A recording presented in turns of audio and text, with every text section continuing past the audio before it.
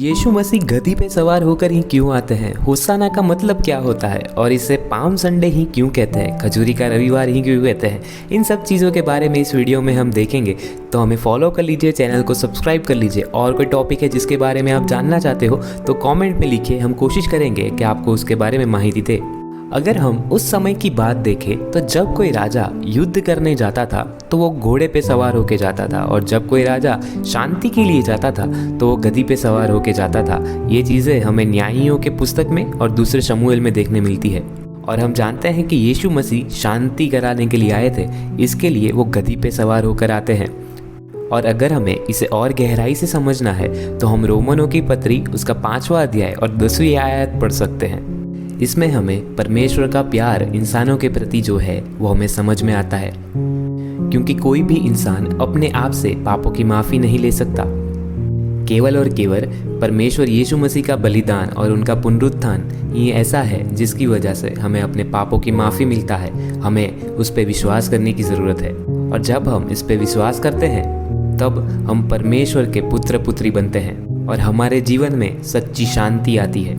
और परमेश्वर यीशु मसीह इसी शांति को स्थापित करने के लिए आए थे, इसकी वजह से वो गधी पे सवार होकर आते हैं। तब लोगों ने होसाना होसाना करके परमेश्वर का वेलकम किया था। ऐसा क्यों? होसाना का मतलब क्या होता है? होसाना का मतलब होता है कि परमेश्वर, हम आपके पास आते, हमें छुड़ाइए, हम आपसे विनती करते हैं कि हमें बचाइए। तब लोगों को लगा कि परमेश्वर यीशु मसीह इसलिए आए हैं कि वो खुद का किंगडम बिल्ड करेंगे। रोमन एम्पायर जो उन पर राज कर रहा है उनको हटा देंगे और खुद का एम्पायर वहाँ पे बिल्ड करेंगे। इसीलिए उन्होंने अपने कपड़े बिछाकर भी एक राजा के रूप में यीशु मसीह का वेलकम किया। ये ट्रेडिशन हम दूसरे राजा के पुस्तक में भी देख सकते हैं। और उस समय आसपास जो पेड़ थे वो खजूरी के थे, इसके लिए उन्होंने खजूरी की टहनियाँ तोड़ के रास्ते पे बिछाई। इसके लिए आज के दिन को पाम संडे कहा जाता है। इससे हमें जो सीख मिलती है वो ये है कि उन लोगों ने भी परमेश्वर का वेलकम इसलिए किया ताकि उनको रोमन एम्पायर से आज़ादी मिले और यीशु मसीह खुद का किंगडम बिल्ड करे। लेकिन यीशु मसीह उससे बड़ी चीज़ देख रहे थे, ना केवल इस पृथ्वी की पर अनंत जीवन की बात यीशु मसीह देख रहे थे। वो अनंत जीवन की शांति स्थापित करने आए थे।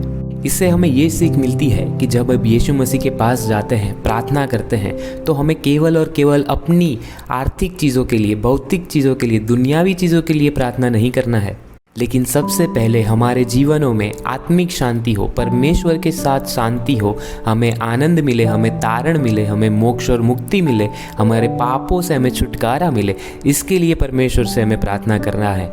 परमेश्वर हमें और चीज़ें भी दे सकते हैं, लेकिन वो चाहते हैं कि सबसे पहले हम परमेश्वर की शांति को महसूस करें, जो हमें पापों की माफ़ी से ही मिल सकती है। और पापों की माफ़ी केवल और केवल प्रभु यीशु मसीह में ही मिल सकती है।